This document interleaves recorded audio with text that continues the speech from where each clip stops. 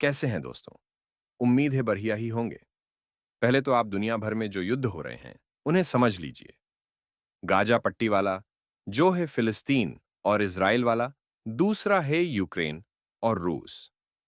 आप बस इन दोनों युद्धों को समझ लीजिए, आपको भारत-पाक युद्ध की सारी कहानी पता चल जाएगी।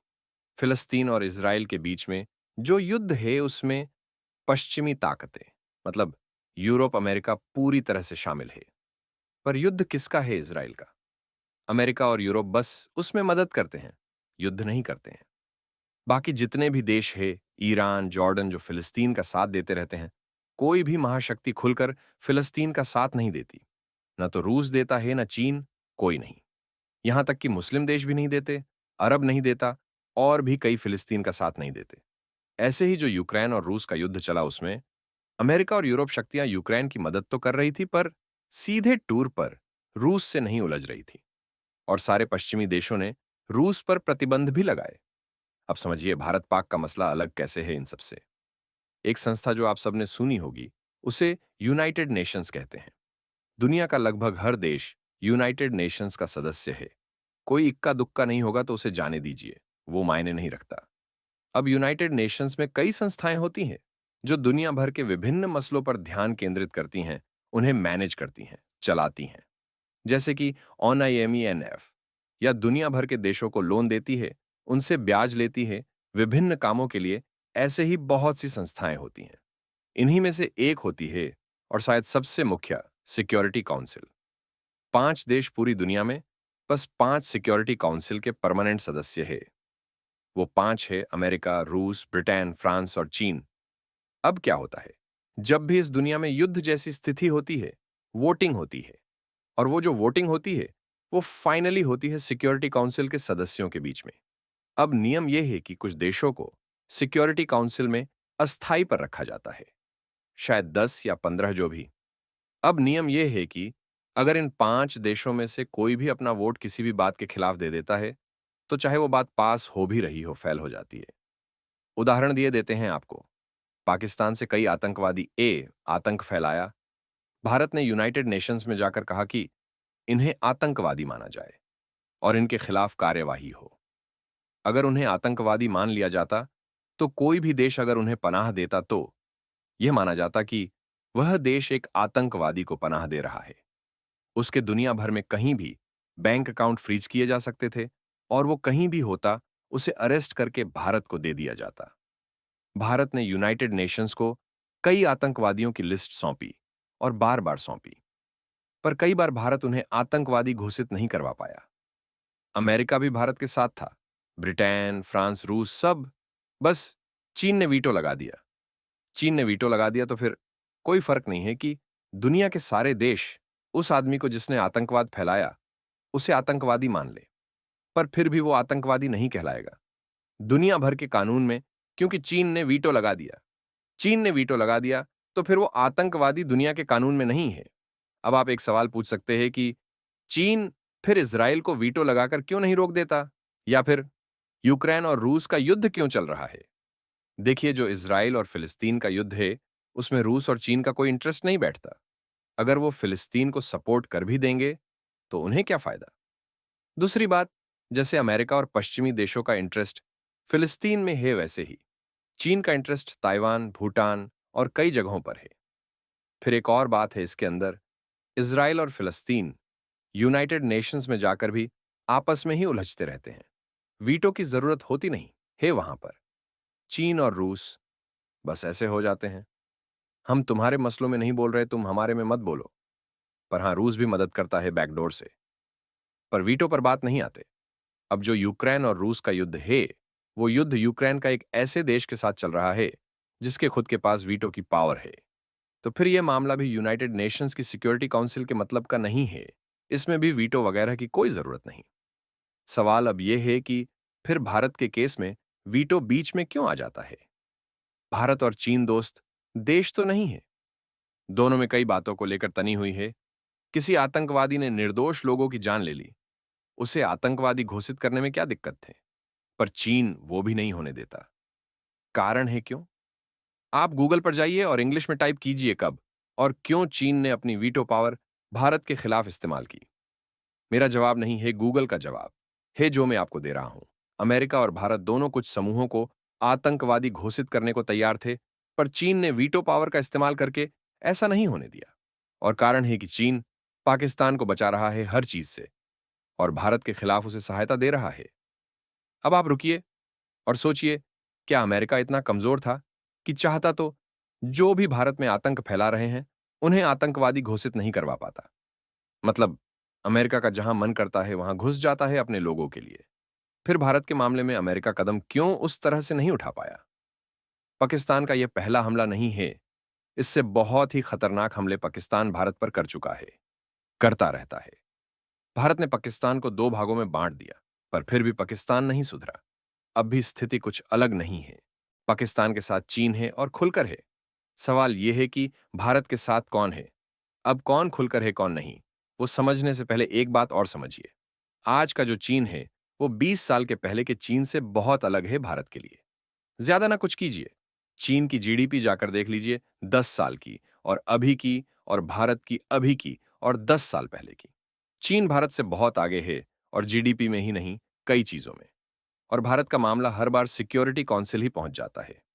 ठीक है, उस समय पर भारत पाक युद्ध हो गए, 50 साल पहले। आज प्रधानमंत्री जी आए, स्पीच दी, मॉक ड्रिल्स की भी अनाउंसमेंट हो गई। उन्होंने ये भी कहा कि जो भी दोषी है उन्हें बख्शा नहीं जाएगा। तो आपका क्या लगता है, एक राष्ट्राध्यक्ष को इस बात के अलावा और क्या कहना चाहिए? यही कहना उनका धर्म भी है, कर्म भी है। इसके अलावा वो और क्या कहते? मेरी टाइमलाइन भर दी लोगों ने, अब युद्ध होगा होगा होगा। वैसे तो मैंने ज्यादा लोगों को नंबर नहीं दिए हैं, पर फिर भी कुछ को दिए थे। युद्ध होना चाहिए, बिल्कुल होना चाहिए, यही धर्म भी है। पर जो हम सोचते हैं, हमेशा वैसे कहानी नहीं चला करती। कुरुक्षेत्र को तभी हो जाना चाहिए था जब पांडवों को वनवास भेजा गया था, पर नहीं हुआ। जब पांडव वनवास भोग आए तब हुआ। चलिए हम आपको बताइए, जो भी एनर्जी कैच हम करते हैं उसके आभास से हमें सब पता है, पर बोलने का कोई फायदा नहीं है। नोस्ट्रेदामस जो दुनिया के सबसे बेस्ट भविष्यवक्ता थे, वो भी बात पहेलियों में करते थे। क्यों? क्योंकि उनकी भविष्यवाणियां उनके लिए दिक्कत बन रही थी। भारत पाक युद्ध होगा, कुछ हद तक उसे बहुत विशाल स्तर पर हो जाएगा अभी, या वही तृतीय विश्व युद्ध हो जाएगा। यह सब अभी ना सोचिए, पर आप निराश हो सोचे पाक इतना कुछ करके ऐसे ही निकल जाएगा। तो चलिए आपको जवाब दिए देते हैं। कल्कि पुराण में एक युद्ध लिखा हुआ है, कल्कि का बौद्ध धर्म मानने वालों से। अब वो जो युद्ध है देखिए, बोलना तो नहीं चाहिए, पर वो युद्ध कुछ भारत में रहने वालों से भी शायद हो जाए, और चीन से तो कंफर्म है ही। जब चीन से युद्ध होगा तो पाकिस्तान अपने आप निबट जाएगा। फिर पाकिस्तान भी निबटेगा, बांग्लादेश भी जाएगा, और पता नहीं कौन कौन से देश समा जाएंगे। वही तृतीय विश्व युद्ध है, पर वह होगा कल्कि के आने के बाद। ज्यादा परेशान न होइए, कल्कि के आने में ज्यादा समय नहीं रह गया है। हो सकता है आपके मन में सवाल आए कि चीन से तो अभी कोई बात ही नहीं। कुछ सामान्य ज्ञान लगा लीजिए। जब तक चीन है पाकिस्तान को वो बचाता रहेगा, और चीन के साथ युद्ध कल्कि का भारत पर राज शुरू करने के बाद पहला युद्ध है। ठीक है, बातें हो रही हैं, होनी चाहिए, पर आप तृतीय विश्व युद्ध जैसा कुछ उम्मीद न करें। बहुत ज्यादा हुआ तो एक युद्ध होगा, पर हल्का होगा, बहुत भारी नहीं होगा। एक बात और, युद्ध की तैयारियों में और युद्ध में अंतर होता है। उस अंतर को समझना सीखिए। प्रार्थना कीजिए कि इस बार मोदी जी सत्य में कुछ ठोस कर दें, क्योंकि अब तो सारी कहानी कल्कि के आने के बाद ही चलने हैं। इस टॉपिक को क्लोजिंग दे, इससे पहले बिहार के चुनाव आ रहे हैं इसी साल। अगर युद्ध नहीं हुआ तो देश के नेताओं को बिहार में जवाब देना शायद कुछ मुश्किल हो दोस्तों। यह वीडियो तो मैंने चलते फिरते बना दिया। उससे पहले मैं एक वीडियो पर और वर्किंग कर रहा था, कर्ण के टॉपिक पर फिर इस बात पर ज्यादा सवाल आए तो इस पर बनाना हुआ। अब अपने दिमाग को नाभिय डिग्री पर घुमा लीजिए।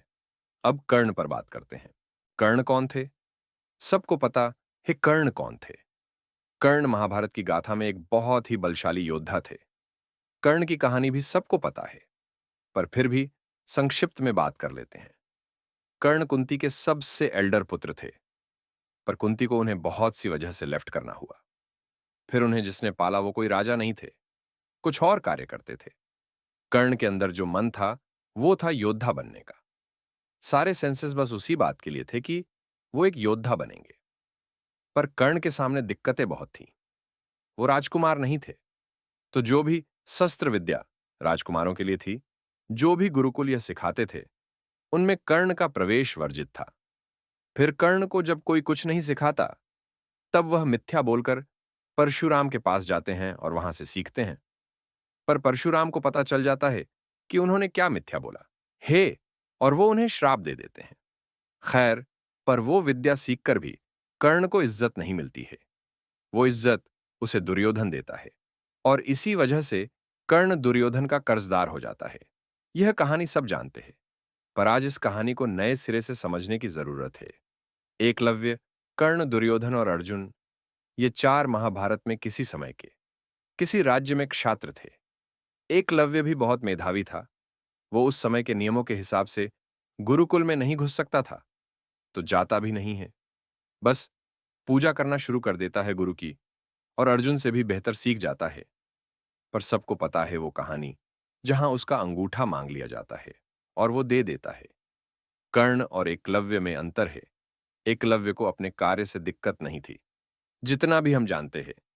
पर हां, उसमें जन्मजात प्रतिभा थी। उसने गुरु को सब कुछ माना, और फिर गुरु ने उससे जो मांगा उसने दिया। एकलव्य के साथ गलत हुआ, पर हम उस बात पर अभी नहीं आ रहे।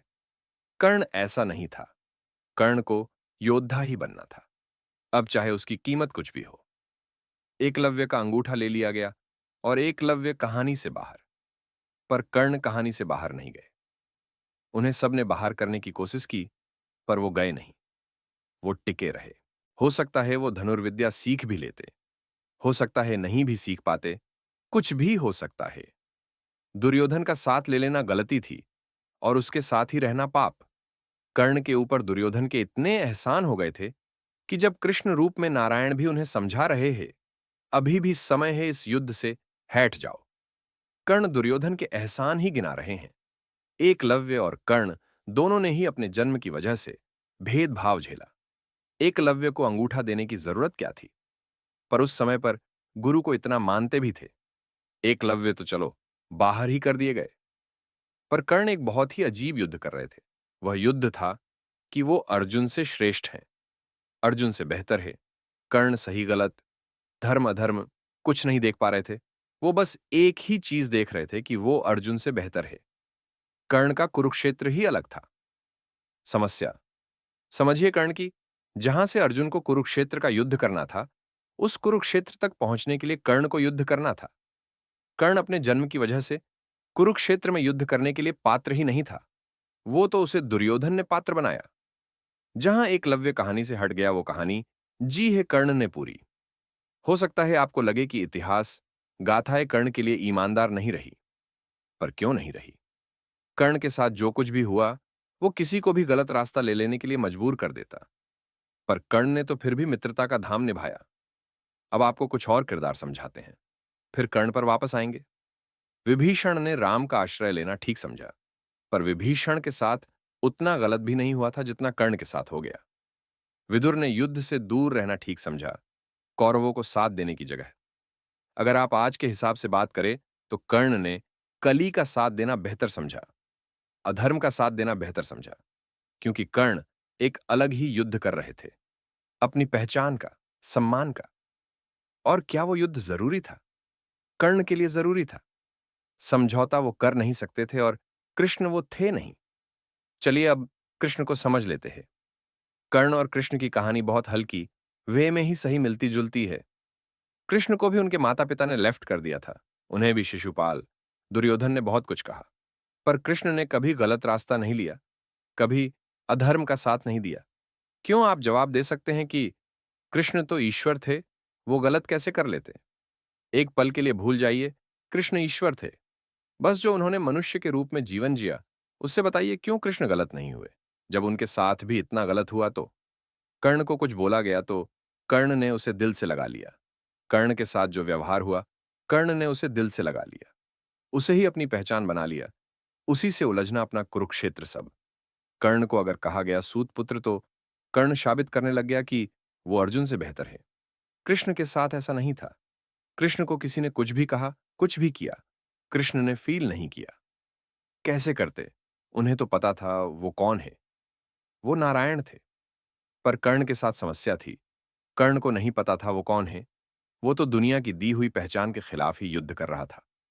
पर हां, जब जब आप कर्ण को याद करें, उसके उस अदृश्य युद्ध या कुरुक्षेत्र को जरूर याद कीजिए, जो कर्ण को मिला था। जब तक आप कुरुक्षेत्र साफ नहीं देख पाएंगे, तब तक युद्ध होना कहीं और होगा, आप उलझ कहीं और रहे होंगे। कर्ण को समझिए, तो उसका कुरुक्षेत्र भी समझिए। कर्ण का कुरुक्षेत्र आज भी अधूरा है। वो परशुराम के श्राप पर हार गया, वो समाज के अपमान पर हार गया।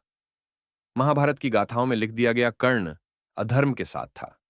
क्या पता कर्ण ने भी चाहा हो, मैं कृष्ण की तरफ से शायद युद्ध कर पाता। कर्ण को याद रखिए तो कर्ण का कुरुक्षेत्र भी याद कीजिए, और यह भी याद कीजिए कि अगर कर्ण सही चलते, तो फिर एकलव्य के साथ क्या हुआ था। हम कर्ण की कहानी का आज इतना सूक्ष्म विवेचन ही कहते हैं ना, उस शब्द को कर रहे हैं।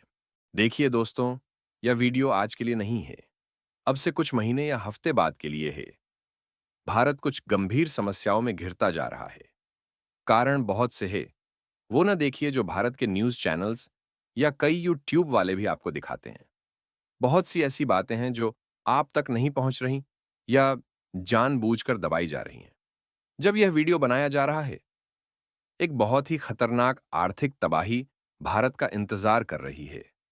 अगर मैं आपको बताने बैठ गया कि कैसे एक आर्थिक और दूसरे मसले भारत के लिए गंभीर होते जा रहे हैं, तो इस वीडियो में तो नहीं बता पाऊंगा। आप बोलिएगा दूसरे में बता देंगे। और उस पर अब जातीय जनगणना आ रही है। कर्ण, एकलव्य यह कहानी बताने के पीछे कारण है। आज भी भारत के बहुत से लोग एक अदृश्य युद्ध में लगे हुए हैं। बोझ है उनके कंधे पर यह साबित करने का कि अगर अवसर समान मिल जाते, तो वो अर्जुन से बेहतर थे। बस यही गलती थे कर्ण की। कर्ण ने कुरुक्षेत्र ही गलत चुन लिया। आप ईश्वर की श्रेष्ठ क्रिएशन हो। आपका जैसा मनुष्य यह किरदार न इस धरती पर कभी हुआ है, न कभी दोबारा होगा। पर यह भी सत्य है कि जातिवाद के नाम पर इस देश में बहुत कुछ गलत हुआ है। यह सत्य है कि जो लोग अपने आप को केवल जन्म के आधार पर कुछ बेहतर समझते हैं, उन्होंने बाकी देश को एक बहुत ही गलत कुरुक्षेत्र में धकेल दिया है। जो युद्ध आज ऐसे होना था कि सब मिलकर अधर्म के खिलाफ करते, वो आपस में ही करने में लगे हुए हैं। यह वीडियो आज के लिए नहीं है। जिस समय यह फैलेगा, उस समय तक स्थिति बदल चुकी होंगे। भारत की स्थिति कुछ और गंभीर हो चुकी होगी, और जातीय जनगणना के समीकरण भी अपना कार्य कर रहे होंगे, और शायद कल की भी तब तक सामने आ चुके होंगे। मैं तो बस एनर्जी कैच करता हूं और उसी के आधार पर बोल रहा हूं, बाकी आप अपना विवेक लगाइएगा। कुरुक्षेत्र का युद्ध पांडवों और कौरवों के बीच में था। कृष्ण ने जो सही था, उसका साथ दिया। पर इस बार युद्ध कृष्ण का पहले है। पांडवों ने क्या किया, द्रोण ने क्या किया, इस वजह से कृष्ण के खिलाफ ना हो जाइएगा। जिंदगी में कौन सा कुरुक्षेत्र जरूरी है, कौन सा नहीं, यह पता होना चाहिए। बनना है तो श्रेष्ठ धनुर्धर बनिए। अर्जुन से श्रेष्ठ होने की न सोचिए। जो भी है श्रेष्ठ बनिए, पर किसी और से श्रेष्ठ न बनने की सोचिए। नहीं तो सोच वहीं तक राज जाएगी, और दुर्योधन से दूर ही रहिए। चलिए दोस्तों, बोलना तो बहुत कुछ था, कैच भी बहुत कुछ किया था, पर वीडियो को ज्यादा लंबा नहीं कर सकते। अभी के लिए इतना ही, बाकी अगले वीडियो में बात करेंगे।